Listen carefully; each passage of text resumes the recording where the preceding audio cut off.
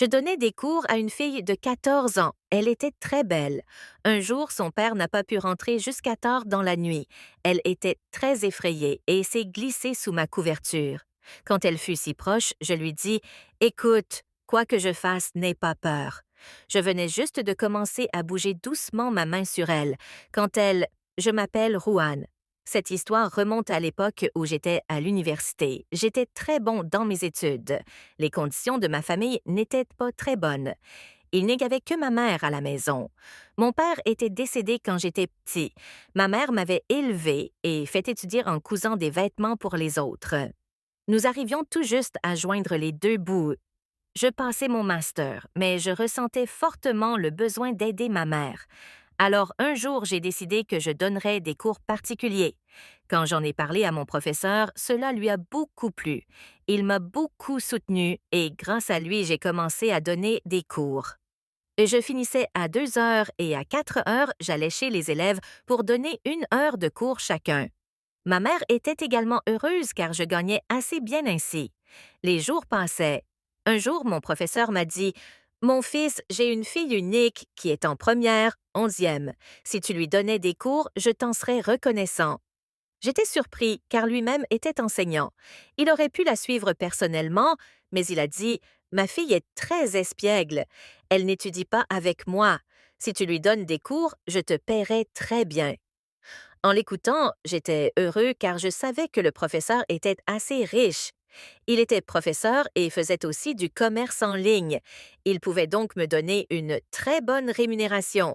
J'ai accepté de lui donner des cours. J'ai dit « D'accord, monsieur, dans 2 ou 3 jours, je viendrai chez vous. » Mais il a insisté « Mon fils vient dès aujourd'hui. » Dès que mes cours furent finis, je suis allée chez lui avec lui.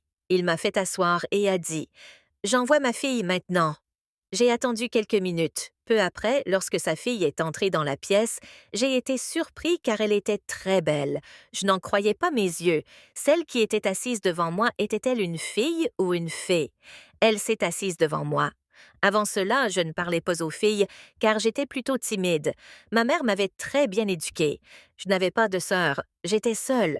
C'est pourquoi je parlais à cette fille avec beaucoup de respect. Je l'ai suivie un moment, puis je lui ai dit « Pour aujourd'hui, c'est assez. » Sur ce, je suis rentrée chez moi, mais mon esprit pensait encore à cette fille. Elle s'appelait Tania. Elle était très belle. Elle me semblait avoir un tempérament sérieux. À première vue, on n'aurait pas dit qu'elle pouvait être espiègle. Mais le lendemain, j'ai été surpris car je suis allée chez elle sans prévenir. Quand j'ai vu Tania en petite robe, j'ai vite baissé les yeux. Elle jouait avec ses amis. Je l'ai regardée juste un instant. Mais dès qu'elle m'a vue, elle est vite rentrée. Peu après, elle est venue pour le cours. Cette fois, elle portait un t-shirt plus long. Avant, elle portait une robe très courte. Elle a dit « Demain, j'ai un contrôle. » Je l'ai préparée pour le contrôle et je l'ai avertie. « Tu dois avoir une très bonne note parce que je t'ai très bien préparée. » Elle a répondu « Monsieur, la physique est très difficile pour moi. Je ne peux pas avoir une bonne note, mais j'espère réussir. » J'étais surpris, mais avant qu'elle ne se mette à pleurer, je lui ai dit « D'accord, mais si tu échoues… » Alors elle a dit « Alors monsieur, quelle que soit la punition que vous me donnerez, je l'accepterai. » À ces mots, j'ai souri d'un air espiègle. J'ai dit « Bien, si tu échoues, je te punirai. » J'ai commencé à attendre qu'elle échoue au contrôle pour pouvoir la punir. Je ne sais pas pourquoi taquiner Tania me procurait beaucoup de plaisir. Le lendemain, le destin entendit mes paroles et elle échoua au contrôle. Mon cœur bondit de joie. Mais j'ai affiché une fausse colère sur mon visage et je lui ai dit « Qu'as-tu fait? Je t'avais si bien préparé et tu as échoué au contrôle. » Elle a répondu « Monsieur, j'accepte n'importe quelle punition, mais que puis-je faire? J'avais tout oublié de ce que j'avais étudié. La physique est trop difficile pour moi. » Elle parlait très innocemment. Je lui ai demandé « Que t'avais-je dit hier? » Elle a dit « Vous aviez dit que si j'échouais au contrôle, vous me puniriez. » J'ai dit « Bien, alors, quelle punition veux-tu? » Elle « N'importe quelle punition que vous me donnerez, je l'accepterai. » Son innocence faisait vaciller mon cœur. Je l'ai regardé. Il n'y avait personne d'autre que nous deux. Une si belle fille était avec moi et sa beauté faisait vaciller mon cœur. La situation était étrange. Le diable me tentait. Je lui ai dit doucement, alors d'accord, viens vers moi. Je veux te donner une punition. Tania était très innocente. Elle m'a écoutée et s'est venue s'asseoir près de moi. Je lui ai demandé, quel âge as-tu? Elle a dit, j'ai 18 ans. Elle avait 18 ans et j'en avais 24. Je lui ai demandé, si je te donne une punition, tu le diras à tes parents? Elle a dit, non, monsieur, je ne le dirai pas. Si je le faisais, papa se fâcherait contre moi parce que je n'ai pas étudié malgré vos cours. Donc, je ne dirai rien à personne. Je suis resté silencieux. En voyant ses lèvres roses, mon cœur désirait la serrer dans mes bras et l'aimer, mais mon cœur refusait de le faire. D'une certaine manière, la bonne éducation que ma mère m'avait donnée m'a retenue. C'est pourquoi j'ai décidé et je lui ai dit, non, aujourd'hui je ne te punirai pas, mais si à l'avenir tu fais la même erreur et que tu échoues à un contrôle, je te punirai sûrement. Aujourd'hui, je te pardonne. Elle était contente et j'ai recommencé à lui donner des cours. Un jour, j'étais à l'université quand le professeur est venu vers moi et a dit « Mon fils, je dois te parler. » J'ai dit « Monsieur, je vais suivre mon cours. Ensuite, je viendrai vers vous tranquillement. Vous me direz ce que vous avez à me dire. » Après le cours, je suis allée vers lui. Il était occupé. Peu après, je suis entrée. Il a dit « Mon fils, assieds-toi, je dois te parler de Tania. » J'ai été surpris. Il a dit « Mon fils, je veux que Tania aille chez toi. » Je suis resté stupéfait. Il a expliqué « J'ai confiance en toi. Tu es un très bon garçon. Je veux que ma fille reste chez toi parce que je dois partir pour une raison professionnelle. Je n'ai personne en ville à qui la confier et de toute façon, elle a des contrôles. J'ai pensé que comme tu lui donnes déjà des cours, ta mère s'occuperait d'elle chez toi. J'ai écouté et j'étais perplexe, mais j'ai dit « Monsieur, pas de problème, je ferai les cours à ma fille chez moi. » Mais intérieurement, mon cœur était bien plus agité à cause de la décision difficile que j'avais prise. Comment allais-je gérer Tania en la voyant chez moi? Une si belle fille allait vivre avec moi. Puis j'ai pensé à ma mère. Elle serait à la maison, je la ferais rester auprès de ma mère. C'est avec cette pensée que j'ai accepté. Ensuite, le professeur m'a emmené chez lui. Il avait sans doute téléphoné à Tania pour lui dire de se préparer. Elle avait avec elle un petit sac. Elle était assez triste. Le professeur lui a expliqué Ma fille, écoute, ne dérange pas ton professeur. Maintenant qu'il va te donner des cours et sa mère prendra soin de toi. J'ai confiance en eux. Toi, tu es espiègle. J'ai peur que tu ne déranges Ruhan et qu'il te gronde. Ne l'embête pas. Étudie comme il t'enseigne. Fais ce que ton professeur te dit. Tania a dit D'accord, papa. Papa, je ne donnerai jamais l'occasion au professeur de se plaindre et je ne le dérangerai pas.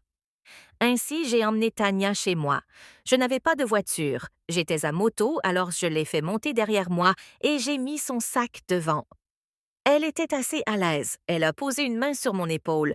Mon cœur s'est mis à battre. J'avais beau vouloir tenir cette fille loin de moi, mon cœur était attiré par elle. Mais je me suis contrôlée et je l'ai emmenée chez moi. Quand ma mère l'a vue, elle a été très surprise. Je lui ai tout raconté. Ma mère a dit « Viens ici, mon fils, je dois te parler. » Je suis allée dans sa chambre et elle a dit « Mon fils, qu'as-tu fait? Tu sais bien que ta cousine se marie. Je dois y aller. Ce mariage a lieu dans une autre ville. Je ne reviendrai que dans 3 ou 4 jours. Et maintenant, tu l'as ramenée. Comment va-t-elle rester seule? » En écoutant ma mère, j'ai réalisé que j'avais oublié qu'elle devait aller à un mariage. Maintenant, que faire? Je me sentais très mal à l'aise, mais je me suis ressaisie. J'ai dit à ma mère, « Maintenant, comment allons-nous résoudre ce problème? Je ne peux pas renvoyer Tania chez elle parce que son père est parti. Si je refusais, cela ne ferait pas plaisir au professeur. Alors, faisons ainsi. Toi, va à la ville. Je m'occuperai de Tania. C'est une très gentille enfant. Je n'aurai aucun problème. » Ma mère a dit « Non, non, on ne peut pas faire ça. Les gens du quartier vont jaser. » Je me suis fâchée. J'ai dit « Maman, tu as commencé à croire au commérage des gens du quartier. Tu ne sais pas quelles sont mes intentions. Tu n'as pas confiance en ton fils. Va tranquillement au mariage. Laisse tout à moi. Laisse tout à ton fils. Je ne ternirai jamais ton éducation. » Ma mère avait toute confiance en moi et en me faisant confiance, elle est partie au mariage. Maintenant, dans cette maison, il y avait moi et avec moi Tania. Elle m'a demandé: Monsieur, où est-ce votre mère? J'ai dit: Elle avait du travail dehors, elle rentrera d'ici ce soir. Je ne lui ai rien dit, j'ai juste dit que ma mère était partie pour du travail et qu'elle rentrerait bientôt. Je me suis mise à lui donner des cours. Je lui expliquais la physique, mais elle ne comprenait pas. Elle a dit: Monsieur, demain l'école est fermée. Je n'ai pas besoin d'aller à l'école, donc vous pourrez me faire le reste demain. Je me suis aussi souvenu que demain était un jour de congé. Comme il y avait une exposition dans mon université, j'avais décidé de ne pas y aller. J'étais perplexe. J'ai dit à Tania: Fais ceci, va dormir, puisque de toute façon demain est un jour de congé. Je t'expliquerai tout le reste demain. Tania a dit: D'accord, monsieur. Je lui ai indiqué la chambre et elle est partie. Mais soudain, elle a pensé à ma mère. Elle a dit: Monsieur, votre mère n'est toujours pas revenue. Où est-elle? Je lui ai fait une excuse et j'ai dit que ma mère rentrerait dans la nuit, qu'elle arriverait bientôt. Elle m'a cru, mais intérieurement, j'étais aussi inquiet car je commençais à penser que je n'aurais pas dû faire cela. Je n'aurais pas dû lui mentir. Mais j'étais obligée. Je ne voulais pas que Tania découvre que nous étions seuls dans cette maison et que des soupçons naissent dans son cœur à mon égard. Elle est allée s'allonger dans sa chambre et je suis allée dans la mienne. J'étais dans un profond sommeil quand j'ai soudain eu l'impression que la porte de ma chambre s'ouvrait au milieu de la nuit. J'ai senti comme si quelqu'un venait s'allonger sur mon lit. J'en ai perdu mes esprits. Soudain, j'ai pensé à Tania. J'ai vite allumé la petite lumière dans ma chambre, mais dès que mon regard tomba sur Tania, je fus stupéfait. Tania était allongée sur mon lit. J'ai dit: Tania, quel est ce comportement? Qu'est-ce que c'est que tu viens faire ici? Va dans ta chambre. Elle a dit: Monsieur, ne m'en veuillez pas, mais je n'ai pas l'habitude de dormir seule dans une maison vide dans le noir. Je n'ai jamais dormi seule. Chaque fois que je dors, c'est dans la chambre de papa. Et si je ne me trompe pas, je sais aussi qu'il n'y a personne d'autre que vous et moi dans cette maison. Mais que puis-je faire? J'ai peur d'être seule dans cette maison. Je ne peux pas dormir seule, c'est pourquoi je suis venue près de vous. En en l'entendant, j'ai eu envie de me frapper la tête contre le mur à cause de sa folie. C'est une fille qui n'éprouve aucune honte à rester avec moi. Je lui ai dit: Tania, tu n'es pas si petite que ça. Tu sais bien que nous ne pouvons pas rester dans la même chambre. Dois-je vraiment te l'expliquer? Elle a dit: Je sais, mais que puis-je faire? Je suis obligée. Je n'ai jamais dormi seule. J'ai essayé de dormir seule dans ma chambre pendant très longtemps, mais j'avais très peur. C'est par nécessité que je suis venue dans votre chambre. J'ai pensé m'allonger tranquillement près de vos pieds, mais je ne dormirai pas seule dans cette chambre. Elle avait déjà commencé à pleurer. Sa voix m'agitait jusqu'au plus profond. J'ai dit rapidement: Bon, toi, je vais trouver une solution. Mais je ne voyais aucune solution. Alors j'ai décidé de prendre une couverture et de la mettre par terre à côté de mon lit. Et je lui ai dit: Dors ici. Moi, je dors sur le lit. Elle a dit: Non, je ne peux dormir que sur le lit. Je n'arrive pas à dormir par terre. À contre-cœur, je lui ai cédé ma place. Elle s'est endormie sur le lit et moi, j'ai étendu la couverture par terre et je me suis allongée. Je me maudissais intérieurement. Cette idée me vint à l'esprit. Pourquoi n'avais-je pas dit que ma mère allait quitter la ville? Elle n'aurait pas été à la maison, je n'aurais jamais fait venir Tania chez moi. Mais maintenant, Tania dormait paisiblement, tandis que moi, je n'arrivais pas à dormir par terre. En plus, sa façon de dormir me dérangeait encore plus. D'abord, elle portait une combinaison intégrale. En plus, elle ne se couvrait même pas avec la couverture. Elle l'avait enlevée et jetée, et elle était allongée en travers du lit. Mon regard se posait sans cesse sur elle, et les battements de mon cœur s'accéléraient. Je me contrôlais tant bien que mal, mais j'avais décidé quoi faire. Le lendemain, j'étais très en colère. Tania s'était levée tôt. Elle avait allumé la lumière. Je lui dis avec colère: Quel est ce comportement? J'avais décidé que j'allais la gronder sévèrement, la gronder tellement qu'elle comprendrait ce qu'elle avait fait. Je l'ai beaucoup grondée. Je lui faisais répéter un sujet sans cesse, et quand elle n'y arrivait pas, dans ma colère, je lui ai donné aussi une gifle. Elle tenait sa joue et me regardait avec stupeur. J'avais délibérément donné cette gifle pour qu'elle ne s'approche plus de moi la nuit. Je ne voulais pas, dans mon élan, faire un faux pas. Tania avait compris. Les yeux grands ouverts, remplis de larmes, elle a dit « D'accord, je ne vous dérangerai plus, je retourne chez moi. » Mais j'étais aussi obligée, je ne pouvais pas la renvoyer. 4 jours passèrent ainsi, je me sentais très mal. Mais ensuite, Tania a tout raconté à son père. Le professeur ne m'avait rien dit, bien au contraire, il était gêné et a dit je te présente mes excuses. Je savais que ma fille est espiègle. Elle a dû faire une bêtise. J'ai dit au professeur, ce n'est pas grave. Je sais que Tania est une petite fille. Elle ne comprenait pas. C'est pourquoi je lui ai quand même permis de rester. Mais le lendemain, le professeur a dit, maintenant, Tania n'étudiera plus avec toi. Je trouverai une fille qui lui donnera des cours. C'est seulement comme ça qu'elle étudiera par peur. Ainsi, elle n'étudiait plus avec moi. Mais moi, je continuais à joindre les deux bouts. Peu à peu, j'oubliais Tania, mais dans un coin de mon cœur, elle était toujours présente. Quand je lui avais donné une gifle et que des larmes avaient brillé dans ses yeux, en repensant à ce moment, mon cœur s'emballe. Je ne voulais pas que Tania ait les larmes aux yeux à cause de moi, mais j'avais besoin de lui donner cette gifle. Sinon, à l'âge délicat où elle se trouvait, elle aurait pu faire une bêtise. Et moi, à l'âge délicat où je me trouvais, notre âge était fragile. Si j'avais commis une erreur à ce moment-là, je n'aurais jamais pu me regarder en face ni parler à ma mère les yeux levés. C'est pourquoi, par nécessité, pour montrer le bon chemin à Tania, il était nécessaire de lui donner cette gifle. 5 ans avaient passé. Un jour, j'appris qu'elle était arrivée à l'université. J'étais très surpris car moi-même je travaillais. Elle n'avait que 6 ans de moins que moi. Un jour, mon regard tomba soudain sur Tania à la porte de l'université. J'étais émerveillée par sa beauté. Elle n'était plus une petite fille, mais était devenue grande et sage. Elle avait pris le vent de l'université. Quelques garçons se tenaient autour d'elle et lui parlaient. J'étais surpris. Je regardais. Peut-être m'avait-elle aussi reconnue, mais elle n'est pas venue vers moi. J'étais très surpris. Quelle rancune avait-elle pour ne pas venir vers moi? Des jours passèrent ainsi. Mon cœur souffrait. L'amour pour Tania, enfoui dans mon cœur, se réveillait quelque part. Maintenant, je ne regardais plus que Tania.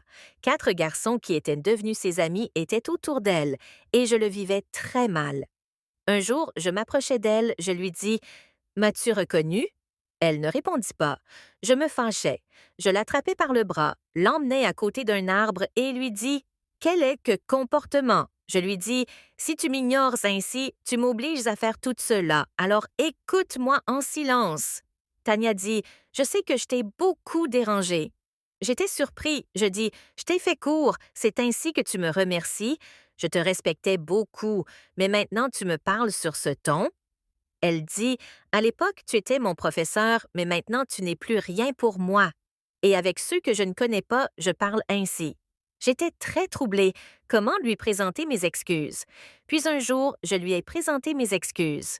Je lui ai dit que ma colère contre elle à ce moment-là était absolument nécessaire. Si je ne m'étais pas fâchée, beaucoup de choses auraient pu mal tourner. Toi et moi étions dans cette période délicate de la vie. Cet âge est très fragile. Une petite erreur nous aurait tous deux ruinés. C'est pourquoi, par nécessité, j'ai dû me fâcher contre toi et lever la main sur toi. Parce que ce n'était pas une petite chose qu'un jeune homme et une jeune fille dorment ainsi seuls ensemble.